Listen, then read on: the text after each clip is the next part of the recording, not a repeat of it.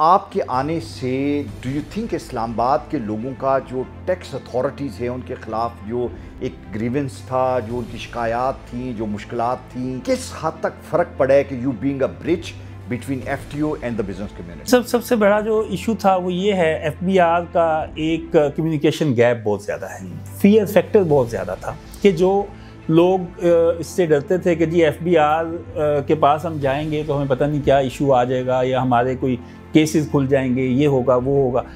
FTO ने वो fear ख़त्म कर दिया। जी, आपने कुछ टीम ऐसी बनाई कि जो आपके लोग हैं जो इतने भरपूर तरीके से काम कर रहे हैं? टीम वर्क बिल्कुल बहुत ज़रूरी है। टीम वर्क के बगैर इंसान अकलौता कुछ भी नहीं है। अगर मैं कहूँ कि मैंने खुद अकेले में सब कुछ किया तो मैं ये बिल्कुल गलत बयानी होगी। हाउ सेटिस्फाइड आर यू कि आपका चेंबर इन दोनों फ्रंट पे बहुत एक्टिवली काम कर रहे हैं? चैम्बर का काम होता है एज अ फैसिलिटेटर कि हमने एक अपना रोल प्ले करना होता है, एडवोकेसी का रोल प्ले करना होता है between the trade bodies and the government and the diplomat community. How satisfied, किस तरह की फील वहाँ पे इस वक्त लोगों की नहीं, इस वक्त देखें जुंडा साहब, जो एक सिचुएशन बनी हुई है, मुल्क बिल्कुल मुश्किल हालात में है, इसमें कोई शक नहीं, लेकिन बिजनेस कम्युनिटी बहुत ज़्यादा परेशान। मैं एक बात जो गवर्नमेंट से मैं हमेशा मुख्तलिफ चैनल्स पे भी ये बात करता हूँ कि आप जब भी पॉलिसीज़ बनाएं, आप स्टेक होल्डर्स को ज़रूर डिस्कस करें, उनको ज़रूर बिठाएं, उनसे बात करें।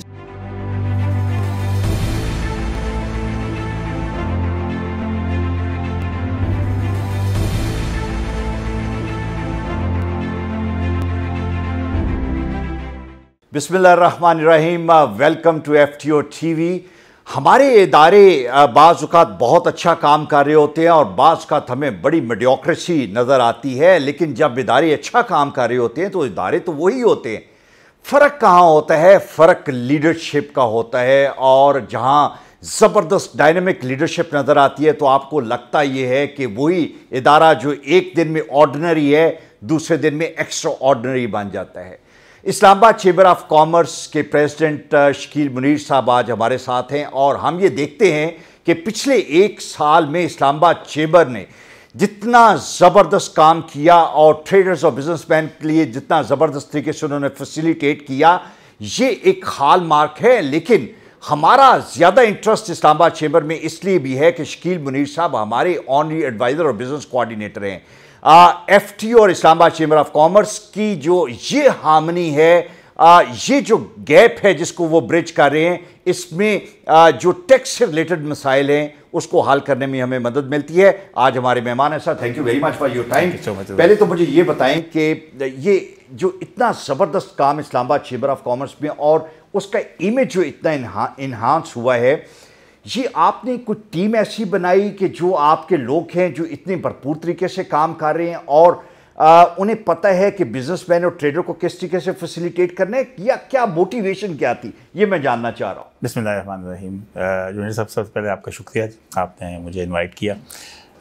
देखें, सबसे पहले तो मैं जो यहाँ इस पोस्ट पे बैठा हूँ, यहाँ एडवाइज़र की पोस्ट पे, ये मैं समझता हूँ अल्लाह ताला की करम नवाजी है और वालिदैन की दुआएं जिनके समझ से मैं इस पोस्ट पे बैठा हूँ। टीम वर्क बिल्कुल बहुत ज़रूरी है। टीम वर्क के बगैर इंसान अकलौता कुछ भी नहीं है। अगर मैं कहूँ कि मैंने खुद अकेले में सब कुछ किया तो मैं ये बिल्कुल गलत बयानी होगी।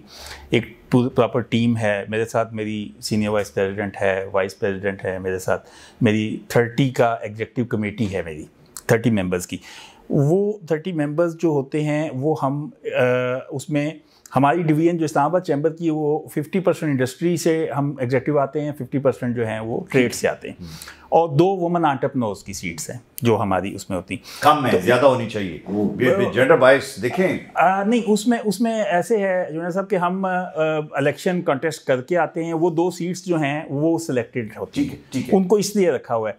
लेकिन उसमें हमने ये ओपन रखा हुआ है कि इलेक्शन में अगर कोई वुमन एंटरप्रेन्योर्स भी आती है तो हम बिल्कुल उनको, मतलब वहाँ पे वो जितनी मर्जी सीट जीत के आ जाए, ठीक है, ठीक, कोई इशू नहीं, लेकिन वो 2 सीट बड़े होप कि आपका ग्रुप उनको टिकट देता होगा। बिल्कुल।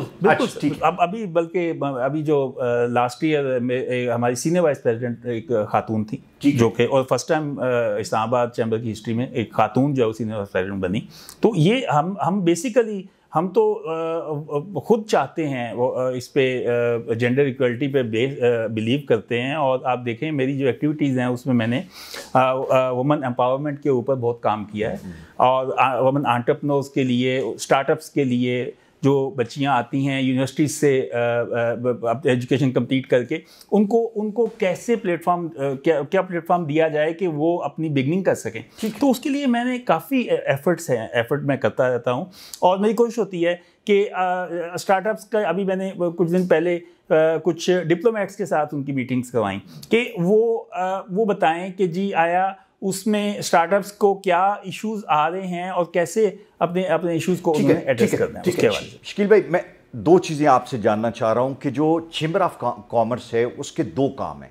एक तो ये है कि जो बिजनेसमैन, जो इंडस्ट्रियलिस्ट वहाँ पे और ट्रेडर्स वहाँ पे हैं, उनके मसाइल आप एक ऐसे प्लेटफॉर्म से जहाँ पे एक बड़ी विगोरस वॉइस के साथ आप उन मसाइल को रेज कर सकते हैं और उनके प्रॉब्लम सॉल्व कर सकते हैं, नंबर वन।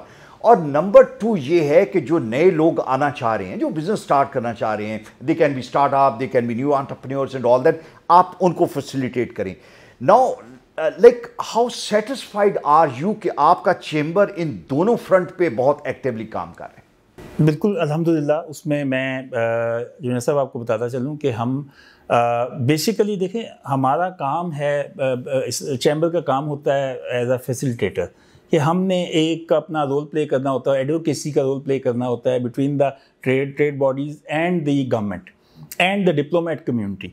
और उसमें हम कोशिश करते हैं कि मैं अपने ताजर तंजीमों को जितना हो सकता है ताजरों के लिए एफर्ट कर सकूं, और उस पर जो इंडस्ट्री के इश्यूज होते हैं उनको भी एड्रेस करते हैं हम उसके साथ साथ टाइम बाय टाइम। और उसके साथ हम कोशिश करते हैं कि हम जो ट्रेड्स के इश्यूज हों उसको फौरी तौर पे हम रिजॉल्व करें। और जो भी इश्यूज, अब जैसे अभी आप देखें फरवरी में एक इशू आया था वैल्यूएशन टेबल के हवाले से, तो वैल्यूएशन टेबल के ऊपर मैंने गवर्नमेंट को यही एक सजेशन दी कि जी आप इसमें एक कमेटी फॉर्म करें, हर सिटी वाइज कमेटी फॉर्म करें, जिसमें एक चैम्बर का नुमाइंदा, एक आईटीओ का नुमाइंदा, एक उसमें रियल्टर का नुमाइंदा और एक डीसी का नुमाइंदा। ये 4 लोग बैठ जाएं और बैठ के वैल्यूएशन टेबल के ऊपर डिस्कस कर लें और उसका एमिकेबली सोल्यूशन निकाल लें।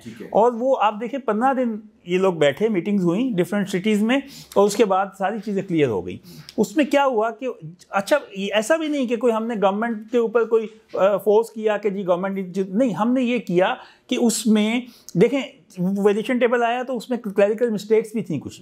हमने जब वो एक टेबल पर बैठे उनको चीज़ों को एड्रेस करना शुरू किया तो सारी चीज़ें क्लियर होती चली गई। कुछ चीज़ें हमने मानी, कुछ चीज़ें गवर्नमेंट ने मानी, और उनको एमिकेबली हमने उसमें वो। मैं एफटीओ के रोल पे आना चाह रहा हूँ, लेकिन क्वेश्चन बहुत ज़्यादा है। मुझे ये बताएं, आपने कहा कि डिप्लोमेट्स फिर कनेक्ट करते हैं, तो हमारी एक्सपोर्ट, हम चाहते हैं हमारी एक्सपोर्ट्स बढ़ें, रेवेन्यू आएगा, रेमिटेंस आएंगी, तो डू यू क्रिएट अपॉर्चुनिटी जहाँ पे आप अपना बिजनेसमैन जो है इस्लामाबाद बैठे हुए हैं सारे डिप्लोमेट्स, तो यहाँ पे हर एक का एक कॉमर्स का विंग भी है, कॉमर्स अताशी भी मौजूद होता है, लेकिन वो बस बैठे रहते हैं। ये किस हद तक आप एक मौका देते हैं अपने बिजनेसमैन को to interact with them and to explore international business and trade opportunities? सब मेरे पास वीक में एक डिप्लोमेट लाजमी विजिट करता है, और उसका मकसद से ये होता है, मैं उनको आई होप कि चैम्बर में विजिट करते हैं। चैम्बर में, चैम्बर, जी चैम्बर। मैंने कहा कि घर में खाना शाना खिलाते हैं वो बिजनेसमैन नहीं, ठीक, चैम्बर की बात कर, तो मतलब उसमें वो इसलिए विजिट करते हैं कि हम उनसे जो उसका एक क्लोज इंटरेक्शन कराना with the trade bodies, with the businessman. ठीक। और उसमें आप ये देखिए कि आज अल्हम्दुलिल्लाह इस्लामाबाद की बिज़नेस कम्युनिटी जो है वो कहीं पे भी, किसी प्लेटफॉर्म पे भी उन्हें कोई इशू होता है रिगार्डिंग डिप्लोमेटिक सर्कल में, तो वो मुझे बताते हैं कि जी हमें फ़लाँ एम्बेसडर के साथ अप्रोच करना है या हमें मिलना है, हम फौरी तौर पे उनकी मीटिंग अरेंज कराते हैं, उनका इश्यूज़ को रिजॉल्व करने की कोशिश करते हैं। इस्लामाबाद में बैठे होने का फ़ायदा भी है और नुकसान भी है।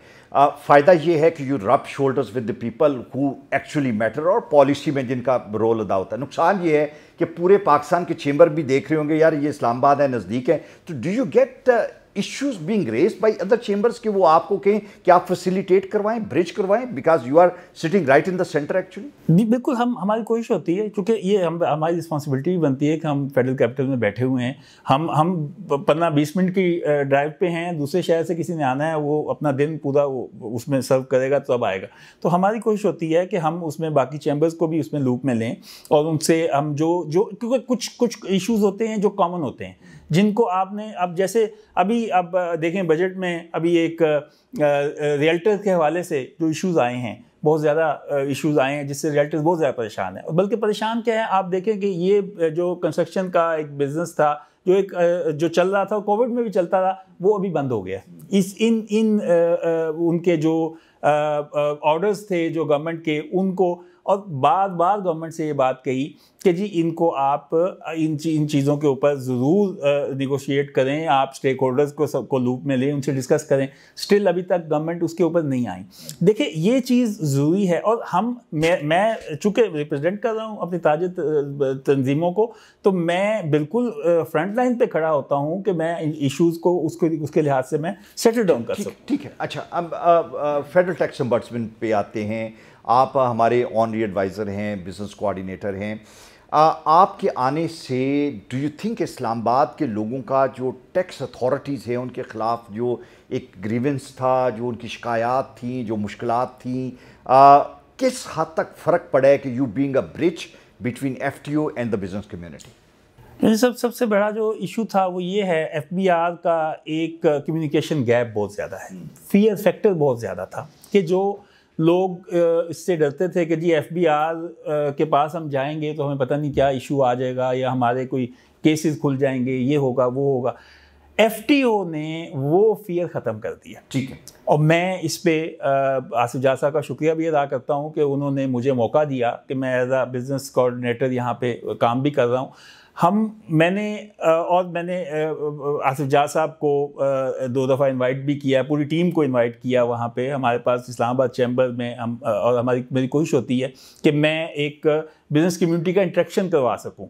और उसमें आप ये देखें कि अभी मेरे पास जो भी मेरी ताजे तंजीमों के नुमाइंदे आते हैं, वो अपने इश्यूज़ लेके आते हैं कि जी ये FTO को हम ये मार्क करना आप मार्क कर दें, तो हम ताकि हम अपने इशू को आगे लेके चलें। जिसमें अभी कुछ फर्नीचर का इशू था, मैंने मार्क किया, उस पर ऑर्डर भी आ गया आसिफ जहाँ साहब का कि वो गलत है, उसका मतलब वो 2000 स्क्वायर फुट का एरिया के ऊपर जो है वो सेल टैक्स उन्होंने लगा दिया, जबकि टीयर 1 का जो टीयर 1 वाला जो वो। इसी तरह से और बहुत सारे इश्यूज़ हैं जिनको जो कि ईजी हो गया है अभी अब मेरे मेंबर्स के लिए, कि वो पहले ये सोचते रहते थे कि क्या हम इसको परसू करें या ना करें। अब ये है कि FTO के आने से वो अपने जो इश्यूज होते हैं उनको वो मेरे सामने लाते हैं, और मैं आगे उसको FTO को फॉरवर्ड करता हूँ कि जी आप इसको इन इश्यूज़ को देखें। और अल्हम्दुलिल्लाह उसमें फौरी तौर पे FTO का मैं जो देख रहा हूँ कि जो आज अभी जो इस वक्त जो सीन चल रहा है, उसमें माशाल्लाह आप भी उस टीम का हिस्सा हैं, और आसिफ जहाँ साहब जिस तरह से काम कर रहे हैं, और उनकी कोशिश होती है कि हम फौरी तौर पे जो भी हमारे पास एप्लीकेशन आए, हम फौरी तौर पे उसका वो रिजल्ट निकालें। शकील भाई, मुझे ये बताएं कि हमारा जो एडजुडिकेशन का टाइम है वो एवरेज 40 दिन है। ज़ीरो कॉस्ट हम कहते हैं, वकील लेके आए ना लेके आए हम वकील बन जाते हैं। और फिर जो हमारे फैसले हैं, हमारी जो रिकमेंडेशंस हैं, उस पर इम्प्लीमेंटेशन 95% है। अब अगर मैं आपको ये कहूँ कि इस पैकेज का कंपैरिजन आप किसी और जुडिशल सिस्टम से करें तो आपको कैसा लगता है? बहुत ख्वाब सा लगता है? बिल्कुल ख्वाब है। अच्छा, ओके। यकीन जाने, मतलब ये एक मैं बता रहा हूँ, लोगों में इतना फियर फैक्टर था कि लोग अपने इश्यूज को डिस्कस ही नहीं करते थे। किससे वो वकीलों के पीछे होते थे कि अब मैं फलां वकील कर लूँ और मेरा मसला हो जाए। अभी लोग अपने हर किस्म का मसाइल जो भी FBR से रिलेटेड होते हैं वो लेके आ जाते हैं कि जी हमें ये FTO में आप मार्क कर दें, और ताकि हम हमें FTO से जो है हमें इसका जस्टिस मिल जाएगा, या इसके ऊपर कोई हमें बेहतर सोल्यूशन हमें मिल जाएगा। मेरे ख्याल से ये बहुत मैं एक चीज़ जानना चाह रहा हूँ कि चूँकि आप बिज़नेस कम्युनिटी की पल्स जो है उसे आप जानते हैं। हमारे टर्माइल है एक जिससे हमारा मुल्क इस वक्त गुजर रहा है। इकॉनमी जो है वो लाइक इट्स बिट अनस्टेबल, और प्राइस हाइक है, और बेशुमार इंटरनेशनल फैक्टर जो हैं।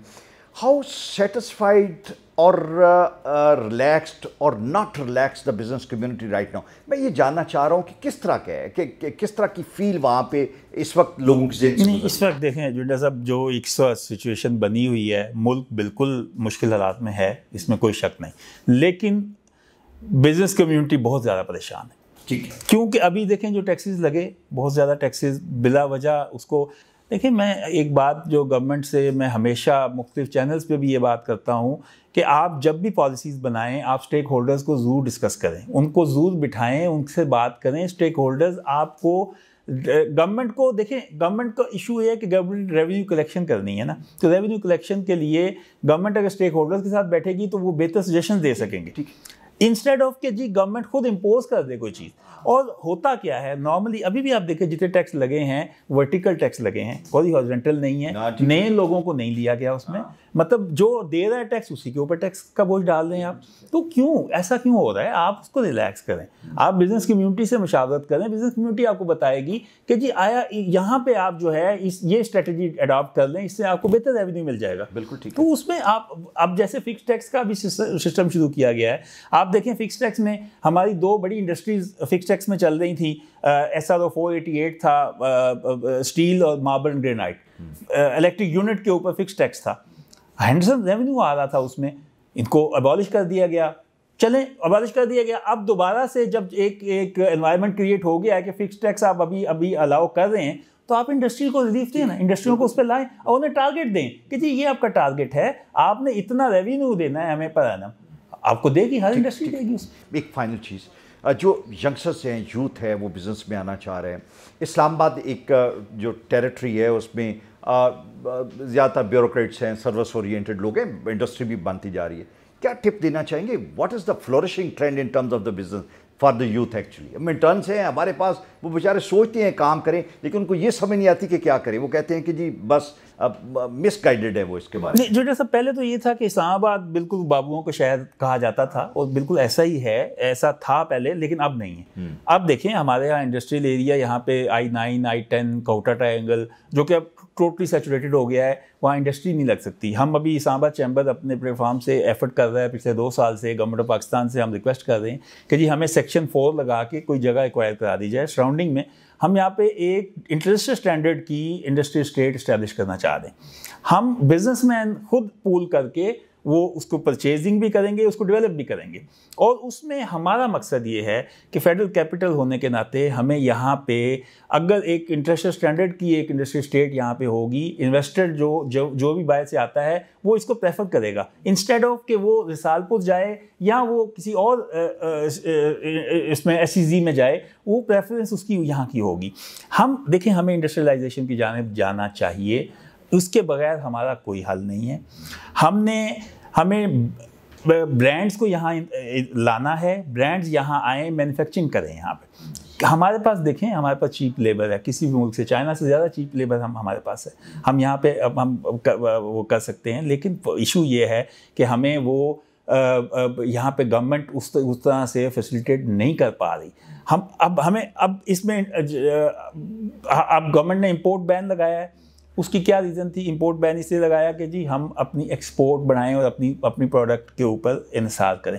हमारी प्रोडक्ट्स अब अगर यहाँ पे एक बन ही नहीं रही चीज़, तो उसको आप जो इंपोर्ट हो रही थी, आप उसको क्यों डिस्करेज करते हैं? उस ब्रांड को कहें कि यहाँ आए, पाकिस्तान में आकर मैन्युफैक्चरिंग करें, यहाँ मैन्युफैक्चरिंग करें, हम यहाँ से हम एक्सपोर्ट करने के काबिल हो सकते हैं। और हमारे पोटेंशियल है। आप देखें, अब मैं चूँकि मार्बल ग्रेनाइट सेक्टर का बंदा हूँ, अल्हम्दुलिल्लाह पाकिस्तान इतना रिच है इसमें नेचुरल रिसोर्सेज में कि दुनिया में कोई मुल्क नहीं होगा जितना हम रिच हैं, जितनी हमारे पास वैरायटी ऑफ कलर्स है और जितने अच्छे मटेरियल्स हैं कि जिनकी दुनिया में एक्सेप्टेबिलिटी है। लेकिन सिर्फ अनफॉर्चुनेटली कि हम लोग उसके ऊपर हम प्रॉपर काम कर नहीं पा रहे। हम पहले मैकेनाइज माइनिंग का हमारे यहाँ कॉन्सेप्ट नहीं था, आज मैकेनाइज माइनिंग माइनर करना चाहता है, लेकिन उसको फैसिलिटेशन नहीं मिलती, उसको लेटेस्ट मशीन इक्विपमेंट नहीं मिलते, उसकी क्वायरी को कोलेटरल नहीं लिया जाता कि उसको कोलेटरल लिया जाए, उसको बैंक लोन दे दें और वो मतलब है उसमें अपनी वहाँ पे लेटेस्ट मशीन्स और इक्विपमेंट ले आए और उससे वो यहाँ पे प्रोडक्शन कर सके।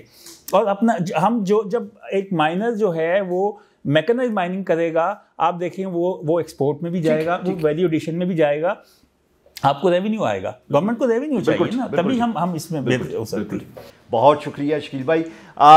जब तक हम स्टेक होल्डर्स को साथ लेकर नहीं चलेंगे, उनसे पूछेंगे नहीं, उनसे मुशावरत नहीं करेंगे और फिर हम प्रैक्टिकल जो इक़दामात हमें लेने चाहिए शायद ना ले सकें, इसलिए कि हम एक आइडियल सी सिचुएशन में चले जाते हैं और जो जिन आइडियाज़ को लेके आते हैं वो हकीकत में ग्राउंड रियलिटीज़ के नज़दीक नहीं होते और फिर उसमें प्रॉब्लम होता है and we end up with a disaster in. So it's a better कि स्टेक होल्डर्स के साथ बैठें, उनसे मशवरा करें, उनको साथ लेके चलें। और आज की ये गुफ्तगू इसी पर्सपेक्टिव में थी। हम ये चाहेंगे कि इस्लामाबाद चैम्बर ऑफ कॉमर्स के लोगों को टैक्स रिलेटेड कोई भी इशू हो तो वो FTO से रब्ता करें और उसको ब्रिज करने के लिए शकील मुनीर साहब हमेशा मौजूद हैं और इनकी सर्विसेज भी हमेशा हमारे साथ हैं। बहुत शुक्रिया।